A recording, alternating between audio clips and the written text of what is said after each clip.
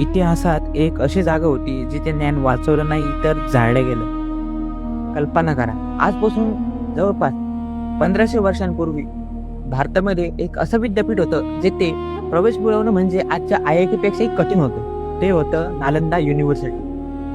10,000 विद्यार्थी, 2,000 गुरु आणि खास करून जगभरातील लोक इथे बौद्ध धर्माचं शिक्षण घेण्यासाठी येत होते. पण प्रत्येक सुवर्णकाळाला एक अंधार असतोच.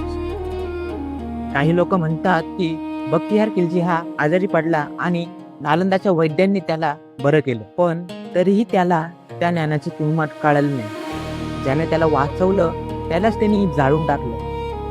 त्याने विश्वविद्यालयावर हल्ला केला आणि संपूर्ण विद्यापीठ जाळून टाकलं. आणि मग फक्त इमारती नव्हे, हजारो पुस्तकं, ज्ञान आणि शोध सगळं राग झालं. त्या ग्रंथालयात इतकं ज्ञान होतं की आग 3 महिने शांतच नाही झाली. त्या दिवशी फक्त नालंदा युनिव्हर्सिटी नाही जळाली, तर आपल्या भविष्याचे हजारो शोध जळत राहिले.